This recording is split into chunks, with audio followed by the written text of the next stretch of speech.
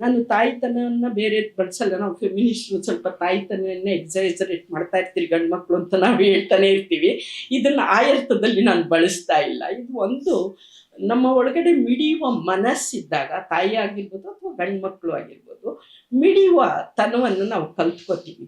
ಹಾಗೆ ಇವುಗಳು ಕೆಲವು ಮಿಡಿತವೆ. ಅವು ಪುಸ್ತಕದೊಳಗಡೆ ಇರೋದನ್ನು ಮಾತಾಡಿ ಮತ್ತು ಅದರ ವಿಚಾರಗಳನ್ನ ಇಟ್ಕೊಂಡು ನಿಮ್ಮ ಆಲೋಚನೆಗಳು ಕೂಡ ಮಾತಾಡಿ. ಅದಕ್ಕೆ ನಾನು ನನ್ನ ಶ್ರಮಪಟ್ಟು ನಿನ್ನೆ ಕೂತು ಇಡೀ ಪುಸ್ತಕ ಓದಿದ್ದೀನಿ. ಓದಿರೋದ್ರಿಂದ ಇವೆಲ್ಲ ಅಂಕಣ ಬರಹಗಳಾಗಿರೋದ್ರಿಂದ ಅನೇಕರು ಇಲ್ಲಿರೋರು ಓದಿದ್ದೀರಿ ಅಂತ ನಾನು ಭಾವಿಸಿದ್ದೀನಿ. ಮತ್ತು ಇಲ್ಲಿರುವ ಎಲ್ಲ ವಿಚಾರಗಳು ನಿಮ್ಮೆಲ್ರಿಗೂ ಗೊತ್ತಿರೋದೆ. ನೀವೆಲ್ಲರೂ ಇದೇ ಫೀಲ್ಡ್ ಅವರಾಗಿರೋದ್ರಿಂದ ನಾನೇನು ಇದ್ರ ಬಗ್ಗೆ ಹೊಸದು ಹೇಳಲ್ಲ ಅಂತ ಗೊತ್ತಿದೆ. ಅವ್ರು ಹೇಳಿರೋದನ್ನೇ ನಾವು ಹೇಳುವ ಅಗತ್ಯವೂ ಇಲ್ಲ ಅಂತ ನಾನು ಅಂದ್ಕೊಂಡಿದ್ದೀನಿ. ಆದರೆ ಅವರು ಎತ್ತಿರುವ ಪ್ರಿಯ ಗಾಂಧಿ, ಇವತ್ತು ಹುತಾತ್ಮರ ದಿನಾಚರಣೆ ದಿವಸ ಮೋಹನ್ ಹೇಳ್ತಾರ ಈ ಪುಸ್ತಕ ಬಿಡುಗಡೆ ಮಾಡಿರೋದು ಒಂದು ಅತ್ಯಂತ ಉತ್ತಮ ಕೆಲಸ ಅಂತ ಭಾವಿಸಿದ್ದೀನಿ. ಹಾಗೆ ಇವರು ಪ್ರಿಯ ಗಾಂಧಿ ಅಂತ ಹೆಸರಿಟ್ಕೊಂಡು ಬರೆದ ಅಂಕಣ ಬರಹಗಳನ್ನ ನಾವು ಓದುವಾಗ ಅತ್ಯಂತ ಅವರ ಗಾಂಧಿ ಬಗ್ಗೆ ಅಲ್ಲ, ಗಾಂಧಿಯ ಬಗ್ಗೆ ಉಳ್ಳ ಕಾಳಜಿ ಒಂದು ಕಡೆ. ಯಾಕೆಂದರೆ ನಾವು ಇವತ್ತೆಲ್ಲ 3ನೇ ಕ್ಲಾಸ್ ಅಂದರೆ ಗಾಂಧಿ, ಸ್ಲಮ್ ಅಂದರೆ ಗಾಂಧಿ ಅಂತ ಮಾತಾಡ್ತಾ ಇರುವ ಕಾಲದಲ್ಲಿ ಮತ್ತು ಗಾಂಧಿ ವಿಚಾರಗಳನ್ನು ಹಂಚಿಗೆ ತಳ್ತಾ ಇರುವ ಕಾಲದಲ್ಲಿ ನಿಂತ್ಕೊಂಡು ಗಾಂಧಿ ಪ್ರಿಯ ಗಾಂಧಿ ಅನ್ನುವ ಅವರ ನಿವೇದನೆಯ ಮೇಲೆ ತಮ್ಮ ವಿಚಾರಧಾರೆಗಳನ್ನು ಅವರು ಹಿಡಿತಾ ಹೋಗುವ ಕ್ರಮ ಇದೆಯಲ್ಲ, ಆಯಾ ಕಾಲದ ಹೊಸ ಕಾಯ್ದೆ ಬಂದರೆ, ಸಮಸ್ಯೆ ಆದರೆ, ಅತ್ಯಾಚಾರಗಳಾದರೆ, ಅಥವಾ ನಮ್ಮ ಸರ್ಕಾರ ಕೊಡುವಂಥ ಗ್ಯಾರಂಟಿ ಕಾರ್ಯಕ್ರಮಗಳು, ಆಮೇಲೆ ಅವುಗಳ ಜೊತೆಗೇನೆ ಎಲೆಕ್ಷನ್ನು, ಮೀಸಲಾತಿ, ಅನೇಕ ವಿಚಾರಗಳನ್ನ ಇಟ್ಕೊಂಡು ಅವರು ಇಲ್ಲಿ ತಮ್ಮ ಅಂಕಣ ಬರಹಗಳನ್ನು ಬರೆದಿದ್ದಾರೆ. ಅದರಲ್ಲಿ ಕೆಲವು ನಮಗೆ ತುಂಬ ಸಮ್ಮತ ಇದೆ ಅವರ ನಮ್ಮ ಐಡಿಯಾಲಜಿಯಲ್ಲಿ. ಆದರೆ ನಾನು ಒಂದು ಲೈನ್ ಓದ್ತಾ ಅದ್ರ ಬಗ್ಗೆ ನಂದು ಕಾಮೆಂಟ್ ಇದೆ ಅಂತ ಅವ್ರಿಗೆ ನಾನು ಹೇಳ್ತೀನಿ. ಎಲ್ಲವೂ ಸಮ್ಮತ ಇದೆ. ಆದರೆ ಅವರು ಪ್ರಿಯ ಗಾಂಧಿ ಅದೆಲ್ಲ ಬಿಡ್ತಾ ಇದ್ಯಾವುದು ಕಾಡುತ್ತಿಲ್ಲ, ಶ್ರೀಸಾಮಾನ್ಯನಾದ ಸ್ವಚ್ಛ ಬಂಧುವಿನ ಶಂಕೆಗೂ ಬೆಲೆ ನೀಡಿ ಪತ್ನಿಗೂ ಶಿಕ್ಷೆ ನೀಡಿದ ರಾಮನಿಂದ ಹಿಡಿದು ಎಲ್ಲೋ ನಡೆದ ರೈಲು ಅಪಘಾತ ಕಾರಣಕ್ಕೆ ರಾಜೀನಾಮೆ ನೀಡಿದ ಲಾಲ್ ಬಹದ್ದೂರ್ ಶಾಸ್ತ್ರಿಯವರಿಗೆ ಅನೇಕ ಪ್ರಬಲ ನೈತಿಕ ಮಾದರಿಗಳು ನಾವು ಕಿವಿಯಾಗಿದ್ದೇವೆ. ಇಲ್ಲಿ ನಮಗೆ ಲಾಲ್ ಬಹದ್ದೂರ್ ಅವ್ರ ಬಗ್ಗೆ ನಮಗೇನೂ ಇಲ್ಲ. ಆದರೆ ಇಲ್ಲಿ ನಮಗೊಂದು ಆದರೆ ಆಸ್ ಎ ಸ್ತ್ರೀವಾದಿಯಾಗಿ ಸ್ತ್ರೀ ಸಾಮಾನ್ಯ ಬಂಧುವಿನ ಮಾತನ್ನು ಕೇಳಿ ಹೆಂಡತಿಯನ್ನು ಕಾಡಿಗಟ್ಟಿದ ನೈತಿಕತೆಯ ಹೊರೆ ಅನ್ನೋ ಭಾವ ಇದೆಯಲ್ಲ, ರಾಮ ವಹಿಸೋದು ನೈತಿಕತೆಯ ಹೊರೆ, ಅದನ್ನು ನಾವು ಯಾವತ್ತೂ ನಂಬಲ್ಲ. ಯಾಕೆಂದಿದ್ರೆ ಇವತ್ತೆಲ್ಲ ನಮ್ಮ ಗಂಡಂದ್ರು ನಮ್ಮನ್ನು ಅದು ನೈತಿಕತೆ ಅಂದ್ಕೊಂಡು ಮಾಡಿದರೆ ನಮ್ಮನ್ನೆಲ್ಲ ಕಾಡ್ಗಟ್ಟಬೇಕಾಗಿತ್ತು. ಯಾಕೆ ಅಂದರೆ ಮೈಸೂರು ವಿಶ್ವವಿದ್ಯಾಲಯದಲ್ಲಿ ಇದ್ದಾಗ ಪುಂಖಾನುಪುಂಖ ಅನುಮಾನಾಸ್ಪದ ಪತ್ರಗಳು ನಮ್ಗೆ ಇಷ್ಟಿಷ್ಟು ಬಂದಿದ್ದಿದೆ. ಅದೆಲ್ಲ ನಮ್ಮ ಗಂಡಂದ್ರು ಓದಿದ್ದಿದೆ.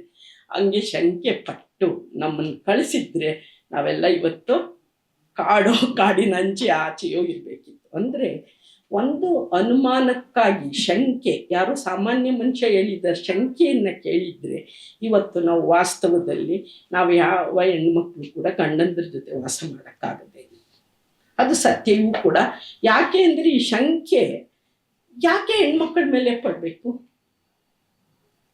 ಅದು ಒಂದು ಕೂಡ ಪ್ರಶ್ನೆ ಇದೆ. 2 ಪ್ರಶ್ನೆ ಇದೆ ನಮಗೆ. ಹೆಣ್ಮಕ್ಳ ಮೇಲೆ ಶಂಕೆ ಯಾಕೆ ಪಡಬೇಕು, ಮತ್ತು ಆ ಶಂಕೆ ಅನ್ನೋದ್ರ ನೈತಿಕತೆ ಅಂತ ಯಾಕೆ ಕೇಳಬೇಕು ರಾಮನಿಗೆ? ಹಾಗಾಗಿ ನಮ್ಮ ಪ್ರಶ್ನೆ ಇವತ್ತು ರಾಮನ್ ಮಾತಾಡಿದರೆ ನಮಗೆ ಕಲ್ಲೊಡಿತಾರೆ ಅಂತಲೂ ಗೊತ್ತು.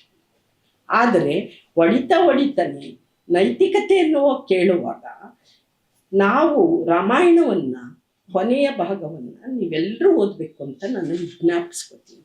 ನಿಮಗೆ ವಾಲ್ಮೀಕಿ ರಚಿಸಿದ ಸಂಸ್ಕೃತ ಓದಕ್ಕಾಗಲ್ಲ, ಆದರೆ ಕನ್ನಡ ಕುವೆಂಪು ಅನುವಾದಿಸಿರುವ ಕನ್ನಡದ ರಾಮಾಯಣವನ್ನು ಆ ಕೊನೆಯ ಭಾಗವನ್ನು ನೀವು ಓದಿದ್ದಾದರೆ ನಿಮ್ಮೆಲ್ಲ ಅಭಿಪ್ರಾಯಗಳು ರಾಮನ ಬಗ್ಗೆ ಬದಲಾಗ್ತದೆ.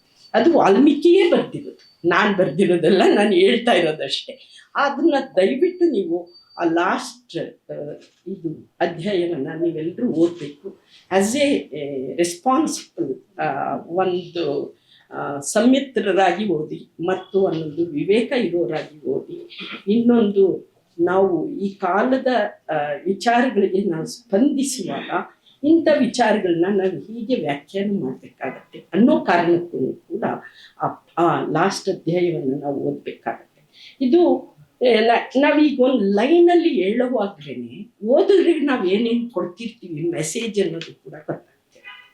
ನಾವು ಯಾವುದನ್ನ ಹೇಳಕ್ ಹೋಗ್ತಿದ್ದೀವಿ, ಯಾವುದನ್ನ ಮಾದರಿ ಅಂತ ಹೇಳಕ್ ಹೋಗ್ತಾ ಇದ್ದೀವೋ ಆ ಮಾದರಿ ಯಾವುದಾಗಿತ್ತು ಮತ್ತು ಏನಾಗಿತ್ತು ಅನ್ನೋದು ಕೂಡ ಕೆಲವು ಸರಿ ನಾವು ಯೋಚನೆ ಮಾಡಿನೇ ಒಂದು ಲೈನ್ ಮಾದರಿ ಅಂತ ನಾವು ಹೇಳುವಾಗಲೇ ಅನೇಕರಿಗೆ ಅದು ದುಸ್ಸಾಧ್ಯವಾದ ಒಂದು ಸಮಸ್ಯೆಯನ್ನು ಕೂಡ ಈ ಭೂಮಿ ಮೇಲೆ ಹೇರಿದೆ ಅನ್ನೋದನ್ನು ಕೂಡ ನಾವು ಈ ಸಂದರ್ಭದಲ್ಲಿ ಯೋಚಿಸಬೇಕು ಅಂತ ನಾನು ಕೇಳ್ಕೊತೀನಿ ನಿಮ್ಮನ್ನೆಲ್ಲ. ಯಾಕೆ ಅಂದರೆ ಇದು ನಮ್ಮೆಲ್ಲರ ಸ್ಥಿತಿ, ನಮ್ಮ ಪರಿಸ್ಥಿತಿ, ಹೆಣ್ಣು ಮಕ್ಕಳ ಪರಿಸ್ಥಿತಿ. ಯಾಕೆ ಅಂದರೆ ಇವತ್ತು ಏನನ್ನು ನಾವು ಮಾಡ್ತಾ ಇದ್ದೀವೋ ಅದಕ್ಕೆಲ್ಲ ಹೆಣ್ಣನ್ನೇ ಹೊಣೆ ಮಾಡ್ತಾ ಇರುವಂಥ ಕಾಲಘಟ್ಟದಲ್ಲಿ ಕೂಡ ನಾವಿದ್ದೀವಿ. ಯಾಕೆ ಅಂದರೆ ಎಲ್ಲ ತಪ್ಪುಗಳಿಗೂ ಏನಾದರೂ ಆ ತಪ್ಪಿಗೆ ಹೆಣ್ಣನ್ನು ನಾವು ಮಾಡ್ತಾ ಇದ್ದೀವಿ. ನಮ್ಮ ಇಡೀ ಕಾವ್ಯ ಪರಂಪರೆಯೂ ಅದನ್ನು ಮಾಡ್ಕೊಂಡು ಬಂದಿದೆ, ಮತ್ತು ಇವತ್ತಿಗೂ ಕೂಡ ನಾವು ಅದನ್ನು ನೋಡ್ತಾ ಇರೋದ್ರಿಂದ ಈ ದೃಷ್ಟಿಯಿಂದ ನಾನು ಈ ಒಂದು ವಾಕ್ಯವನ್ನು ತಮ್ಮಲ್ಲಿ ಮರು ವಿಶ್ಲೇಷಿಸ್ಕೊಳ್ಳೋಕ್ಕೆ ಮತ್ತು ಆ ಭಾಗವನ್ನು, ರಾಮಾಯಣದ ಭಾಗವನ್ನು, ನನ್ನ ಲಾಸ್ಟ್ ಅಧ್ಯಾಯವನ್ನು ನೀವು ಓದಲೇಬೇಕು ಅಂತ ನಾನು ನಿಮ್ಮಲ್ಲಿ ಕೇಳ್ಕೊತೀನಿ. ಓದಬೇಕು. ಯಾಕೆ ಅಂದರೆ ಅಲ್ಲಿರೋ ಮಾತುಗಳು ನಾನು ಹೇಳ್ಬಾರ್ದು, ನೀವು ಓದಿದ ಮೇಲೆ ನೀವು ಯೋಚನೆ ಮಾಡಿ ಅದ್ರ ಮೇಲೆ ಇನ್ನೊಂದು ನೀವು ಟಿಪ್ಪಣಿ ಬರೀಬಹುದು ಅನಿಸುತ್ತೆ ನನಗೆ. ಅದು ಒಂದು. ಇನ್ನು ಮಿಕ್ಕಿದ್ದು ನನಗೇನು ಇಲ್ಲಿ ಸಮಸ್ಯೆಗಳಿಲ್ಲ. ಈ ಪುಸ್ತಕದಲ್ಲಿ ಬಂದಿರುವ ಎಲ್ಲ ವಿಷಯಗಳಿಗೂ ನನ್ನ ಸಹಭಾಗಿತ್ವ ಇದೆ, ಮತ್ತು ಆಲೋಚನೆಗಳು ಮಾಡುವಾಗಲೂ ಕೂಡ ನಾನು ನೀವು ಒಂದೇ ಥರ ಆಲೋಚನೆ ಮಾಡ್ತೀವಿ ಹೆಣ್ಮಕ್ಳ ವಿಷಯ ಬಿಟ್ಟರೆ ಅಂತ ನಂಗೆ ಅನಿಸಿದೆ. ಮತ್ತು ನಾವು ಗ್ಯಾರಂಟಿಗಳ ವಿಚಾರಕ್ಕೆ ಬಂದಾಗ ಎತ್ತುವ ಅನೇಕ ವಿಷಯಗಳಿದೆಯಲ್ಲ, ಅದು ಇವತ್ತು ನಮಗೆ ನಾವೆಲ್ಲ ಇನ್ನೂ ದೀರ್ಘವಾಗಿ ಮತ್ತು ಆಳವಾಗಿ ಇವತ್ತು ಅದರ ಬಗ್ಗೆ ನಾವು ಮಾತಾಡಬೇಕಾಗ್ತಾ ಇದೆ. ಯಾಕೆಂದರೆ ಗಾಂಧಿ ಇದ್ದಿದ್ರೆ ಏನು ಆಗ್ತಿತ್ತು ಅಂತ ಮಾತಾಡ್ತಾನೆ ಅವ್ರು ಬಹಳ ಅನೇಕ ಒಳ್ಳೆಯ ವಿಷಯಗಳನ್ನು ಹೇಳಿದ್ದಾರೆ, ಗ್ಯಾರಂಟಿ ಬಗ್ಗೆ ಹೇಳಿದ್ದಾರೆ. ಆದರೆ ನಾನು ಇಲ್ಲಿ ಆ ಗ್ಯಾರಂಟಿಗಳ ಬಂದ ಕಾರಣಕ್ಕೆ ಜನರಲ್ಲಿ ಎಂಥ ಒಂದು ಸಣ್ಣ ಪರಿವರ್ತನೆ ಆಗುತ್ತಂತ ಒಂದು ಉದಾಹರಣೆ ಕೊಡೋಕ್ಕೆ ನಾನು ಇಷ್ಟಪಡ್ತೀನಿ. ಅಕ್ಕಿ ವಿಷಯಕ್ಕೆ ಬಂದಾಗ ಎಲ್ಲರೂ ಕೂಡ ಅಕ್ಕಿ ವೇಸ್ಟ್ ಆಯಿತು, ಅಕ್ಕಿ ಹಂಗೆ ಮಾಡಿಕೊಂಡ್ರು, ಅಕ್ಕಿ ಹಂಗೆ ಮಾಡಿದ್ರು, ಏನೇನು ನಾವು ಅದನ್ನು ಇಟ್ಕೊಂಡೇ ಒಂದು ಚಿಕ್ಕ ಸಂಶೋಧನೆಯನ್ನು ಮಾಡಿದ್ವಿ. ಅದ್ರ ಜೊತೆಗೆ ನಾನು ಒಂದು ಸಂಶೋಧನೆ ಯೋಜನೆಯಲ್ಲಿ ತೊಡಗಿರುವಾಗ ಕುಂಚಿ ಕೊಡುವಂಥ ಒಂದು ಸಣ್ಣ ನೊಮ್ಯಾಡಿಕ್ ಕಲ್ಟ್, ಅವರು ನಮ್ಮ ಬಿಜಾಪುರದಲ್ಲಿದ್ದಾರೆ, ಗೋಲ್ ಗುಮ್ಮಜ್ ಎದುರುಗೇ ಇದ್ದಾರೆ. ಭವ್ಯ ಕಟ್ಟಡದ ಎದುರುಗೆ ಎಷ್ಟು ದೀನ ಸ್ಥಿತಿಯಲ್ಲಿ ಇರಬೇಕೋ ಅಷ್ಟು ದೀನ ಸ್ಥಿತಿಯಲ್ಲಿ ಆ ಒಂದು ಕಮ್ಯುನಿಟಿ ವಾಸ ಮಾಡ್ತೀವಿ.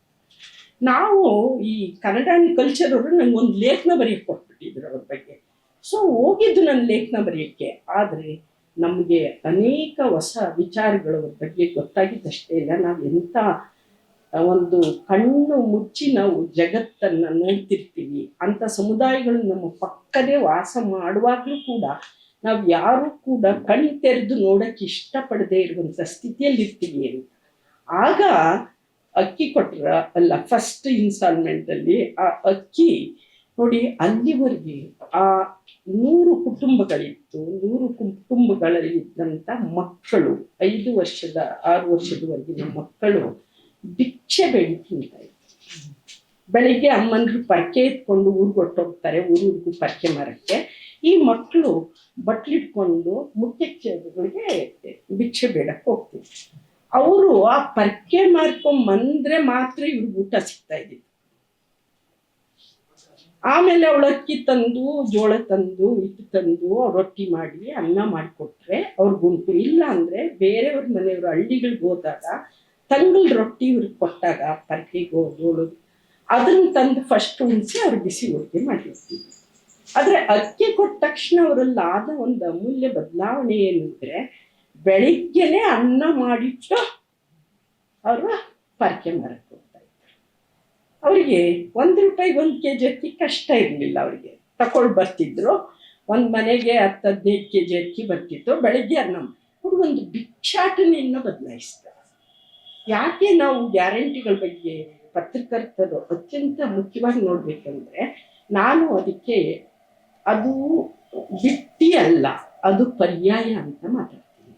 ಯಾಕೆ ಪರ್ಯಾಯ ಮಾಡ್ತೀನಿ ಅಂದರೆ, ನೋಡಿ ಈಗ ನಮ್ಮ ಮನೆಯಲ್ಲಿ ಮನೆ ಕೆಲಸದ ಹೆಣ್ಮಗಳು ಮಾಡ್ತಾರೆ ಕೆಲಸ. ನನಗೆ 2.5 ಲಕ್ಷ ಸಂಬಳ ಬರ್ತಿರ್ತದೆ. ನಾನು ಅವಳಿಗೆ ಗಂಟೆಗೆ ಎಷ್ಟು ಕೊಡ್ತೀನಿ?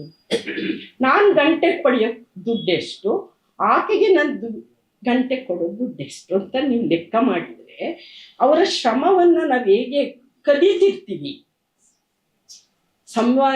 ಸಂವೇದನಾಶೀಲರಾದ ನಾವು, ಶಿಕ್ಷಣವಂತರಾದ ನಾವು ತಿಂಗಳಿಗೆ 2 ಅವರ್ ಪರ್ ಡೇ, ತಿಂಗಳಿಗೆ 60 ಅವರ್ಗೆ ನಾವು ಅವಳಿಗೆ ಒಂದು 2,500 3,000 ಕೊಡ್ತೀವಿ ಒಂದು ಮನೆಗೆ. ಅಂಥ ಮನೆಗಳನ್ನ ಅವಳಿಗೆ ಎಷ್ಟು ಮಾಡಬೇಕು? ಅವಳಿಗೆ 30,000 ಅಂದರೆ ಎಷ್ಟು ಗಂಟೆ ಮಾಡಬೇಕು? 20 ಗಂಟೆ ಮಾಡಬೇಕು.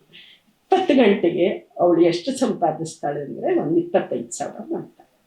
ಆ 25,000 ನನ್ನದೇ ಮನೆಯಲ್ಲಿ ಬೇರೆಯವರೆಲ್ಲ ಅವಳಿಗೆ 25,000 ಬರುತ್ತೆ ತಿಂಗಳಿಗೆ. ನನಗೆ 2.5 ಲಕ್ಷ ಬಂದಿದ್ದನ್ನು ಯಾರೂ ಮಾತಾಡಲ್ಲ, ಅವಳಿಗೆ 25,000 ಬರುತ್ತೆ ಅನ್ನೋದನ್ನ. ಅಂದರೆ ವಿದ್ಯಾವಂತರಾದ ನಾವು, ಸಂವೇದನಾಶೀಲರಾದ ನಾವು ಹೇಗೆ ಇನ್ನೊಬ್ಬರ ಕೆಲಸವನ್ನು ಕದಿತೀವಿ, ಆ ಕೆಲಸಕ್ಕೆ ಸರ್ಕಾರ ನಮ್ಮ ಪರವಾಗಿ ಕೊಡುವ ಪರ್ಯಾಯ ಅದು ಅಂತ ನಾನು ಮಾಡ್ತೀನಿ. ಅದು ಪರ್ಯಾಯ. ನಾವು ಕದಿತಿದ್ದೀವಿ ಅವ್ರ ಶ್ರಮನ, ಸರ್ಕಾರದ ಹೊಣೆಗಾರಿಕೆ ಇದೆ ಅವ್ರಿಗೆ ಕೊಡೋಕ್ಕೆ, ಆ ಕಾರಣಕ್ಕೆ ಕೊಡಬೇಕು. ಆಮೇಲೆ ನಾನು 2,000 ಹೆಣ್ಮಕ್ಳು ಕೊಡೋದ್ರ ಬಗ್ಗೆನೂ ಮಾತಾಡಿದ್ದೀನಿ. ತುಂಬ ಜನರನ್ನ ನಾನು ಮಾತಾಡ್ಸಿದ್ದೀನಿ, ಅದ್ರ ಬಗ್ಗೆ ಡೇಟಾನೂ ಕಲೆಕ್ಟ್ ಮಾಡಿದ್ದೀನಿ. ಹೇಗೆ ಆ 2,000 ಅವರ ಜೀವನದಲ್ಲಿ ಪರಿವರ್ತನೆಯನ್ನು ಉಂಟು ಮಾಡಿದೆ. ನೋಡಿ, 2.5 ಲಕ್ಷ ತಗೊಂಡ ನಾನು ಯಾವತ್ತೂ ನನ್ನ ಜೀವನದಲ್ಲಿ ಸಂಬಳ ಇಷ್ಟು ಪರಿವರ್ತನೆ ಮಾಡಿದೆ ಅಂತ ಮಾತಾಡಲ್ಲ ನಾನು. ಅಷ್ಟು ನಾವು ಕಲಿತವರು. ಆದರೆ ಅವರು ಆ 2,000 ಅವರ ಜೀವನದಲ್ಲಿ ಎಷ್ಟು ಪರಿವರ್ತನೆ ಮಾಡಿದೆ ಅಂತ ಮಾತಾಡ್ತಾರೆ ಅಂದಾಗ, ನಮ್ಮಂಥ ಸಂವೇದನಾಶೀಲರು ಅದರ ಬಗ್ಗೆ ನಾವು ಪ್ರೋತ್ಸಾಹದಾಯಕವಾಗಿ ಮಾತಾಡಬೇಕು ಅಥವಾ ನೆಗೆಟಿವ್ ಆಗಿ ಮಾತಾಡಬೇಕು ಅನ್ನೋದು ಕೂಡ. ಯಾಕೆ ಅಂದರೆ ಹೆಚ್ಚೆಚ್ಚು ನೆಗೆಟಿವ್ ಮಾತಾಡ್ತಾ ಇರೋರು ಓಟ್ ಹಾಕದೆ ಮನೇಲಿ ಕುಳಿತಿರೋ ಜನ. ಇದನ್ನು ಅವರು ಭಾಳ ಚೆನ್ನಾಗಿ ಒಂದು ಅಂಕಣದಲ್ಲಿ ಬರೆದಿದ್ದಾರೆ. ಓಟ್ ಹಾಕೋರು ಯಾರು? ಒಬ್ಬ ಕುಶಾಲನಗರದ 104 ವರ್ಷದ ಹೆಣ್ಣು ಮಗಳಿಗೆ ಒಂದು ಓಟ್ ಅನ್ನೋದು ಒಂದು ಪವರ್ ಆಗಿ ಕಾಣಿಸಿದ್ರೆ, ಮಧ್ಯಮ ವರ್ಗದವರಿಗೆ ಯಾಕೆ ಅದು ಪವರ್ ಆಗಿ ಕಾಣಿಸಲ್ಲ ಅನ್ನೋದ್ರ ಬಗ್ಗೆ ನಾವು ಇವತ್ತೆಲ್ಲರೂ ಕೂಡ ಯೋಚನೆ ಮಾಡಿದರೆ, ನಗರದಲ್ಲಿ 50% ವೋಟಿಂಗ್ ನಿಲ್ತು ಅದು 90% ಆಗುತ್ತೆ. ಆದರೆ ಆ ವೋಟಿಂಗ್ಗೆ ರಜೆ ಪಡ್ಕೊಂಡು ಜಾಲಿ ಮಾಡಕ್ಕೆ ಹೋಗುವಂಥ ಒಂದು ಕೆಟ್ಟ ನಡವಳಿಕೆ ಓದಿದ ನಮ್ಮೊಳಗಡೆ ಇದೆಯಲ್ಲ, ನಾವು ಯಾರಾದ್ರೂ ಕೂಡ ನಮ್ಮ ನಡವಳಿಕೆಗಳನ್ನ ಪ್ರಶ್ನೆ ಮಾಡ್ಕೊಂಡಿದ್ದೀವ ಅಂತ ಕೇಳಿದಾಗ ಇಂಥದಕ್ಕೆ ಇವರ ಲೇಖನಗಳು ಛಾಪು ಮೂಡಿಸ್ತವೆ ಅಂತ ನನಗೆ. ಅಂದರೆ ನಮ್ಮನ್ನ ಯೋಚಿಸೋರಿಗೆ ಹಚ್ತವೆ. ಹೌದಲ್ಲ, ನಾವೆಲ್ಲ ಇಷ್ಟು ಓದಿದ್ದೀವಿ, ಇಷ್ಟು ದುಡ್ಡು ಬಂದಿದೆ, ಇಷ್ಟು ನಮಗೆ IT ಕೆಲಸ ಮಾಡೋರು ಇಷ್ಟು ಪಡಿತಾರೆ, ಅವರು ಅಷ್ಟು ಪಡಿತಾರೆ ಅಂತ ಎಲ್ಲ ನನ್ನ ಮಗ ಅಮೇರಿಕದಿದ್ದಾನೆ ಅಂತ ಹೇಳ್ತಾನೆ. ಓಟ್ ಹಾಕೋದಕ್ಕೆ ಹೋಗಲ್ಲ. ಆದರೆ ಅವರೆಲ್ಲರೂ ಕೂಡ ಅಮೇರಿಕಕ್ಕೆ ಹೋದಕ್ಕೆ ನಮ್ಮ ತೆರಿಗೆ ಹಣದಲ್ಲೇ ಓದಿ ಹೋಗಿದ್ದಾರೆ ಅನ್ನೋದು ಕೂಡ ನಾವು ಯಾರು ಕೂಡ ಬರೆಯಲ್ಲ. ನಮ್ಮ ತೆರಿಗೆ ಹಣ ಅವ್ರಿಗೆ ಹೇಗೆ ತೆರಿಗೆ ಹಣ 2,000 ರೂಪಾಯಿ ಕೊಡ್ತಾರೋ, ಇವ್ರ ಮಕ್ಕಳಿಗೆ ವರ್ಷಕ್ಕೆ ನೋಡಿ, ನಮ್ಮ ಒಬ್ಬ ಹೇಳಿದ್ರು ನಮಗೆ ಹೈಯರ್ ಎಜುಕೇಷನ್ ಲೆಕ್ಕ ಕೇಳಿದ್ರು, ಇಷ್ಟು ಜನ ಸ್ಟೂಡೆಂಟ್ಸ್ಗೆ ನಾವು ಇಷ್ಟು ಖರ್ಚು ಮಾಡ್ತೀವಿ ಸರ್ಕಾರಿ ಇನ್ಸ್ಟಿಟ್ಯೂಷನಲ್ಲಿ. ಒಂದು ಮಗುಗೆ ಸರ್ಕಾರ 3ರಿಂದ 4 ಲಕ್ಷ ಖರ್ಚು ಮಾಡುತ್ತೆ. 4 ಲಕ್ಷ ಯಾರು ದುಡ್ಡು? ನನ್ನ ಮಗ ಸರ್ಕಾರಿ ಇನ್ಸ್ಟಿಟ್ಯೂಷನಲ್ಲಿ ಓದಬೇಕಾದ್ರೆ 4 ಲಕ್ಷ ಯಾರ ದುಡ್ಡು? ಅದು ತೆರಿಗೆ ಹಣನೇ ಅಲ್ವಾ? ನನ್ನ ಮಗ ಪುಕ್ಕಟ್ಟೆ ಅಲ್ವಾ ಅದನ್ನ ಬಳಸಿದ್ದು? ಹಾಗಾದ್ರೆ ನಾವು ಪುಕ್ಕಟ್ಟೆಯವರೇ ಅಲ್ವಾ? ಇಂಥ ಪ್ರಶ್ನೆನ ನಾವು ಯಾವತ್ತೂ ಕೂಡ ಯಾಕೆ ಹಾಕಿಕೊಳ್ಳಲ್ಲ? ಇಂಥ ಪ್ರಶ್ನೆಗಳನ್ನ ನಾವು ಹಾಕ್ಕೊಂಡಾಗ ಅವ್ರಿಗೆ ಮಾಡ್ತಾ ಇರೋದು ಕನಿಷ್ಠ ಆಯಿತು ಅನ್ನೋದನ್ನು ನಮ್ಮ ಮನಸ್ಸಿಗೆ ಅರಿವು ಮೂಡುತ್ತೆ. ಒಬ್ಬ MBBS ಹುಡುಗನಿಗೆ ಎಷ್ಟು ಕೊಡ್ತಾರೆ? ಅವರು ಹೋಗಿ ಕಾರ್ಪೊರೇಟಲ್ಲಿ ಕೆಲಸ ಮಾಡ್ತಾರೆ ಮತ್ತು ಸರ್ಕಾರಿ ಹಳ್ಳಿಗಳಿಗೆ ಹೋಗಿ ಯಾಕೆ ನಾವು ಕೆಲಸ ಮಾಡಲ್ಲ? MBBS 1 ವರ್ಷ ಔಟ್ಮೆನ್ಶಿಪ್ ಮಾಡಬೇಕಾದ್ರೆ ತಹತೈಸಿ ಹೋಗ್ತಾರೆ ಯಾಕೆ?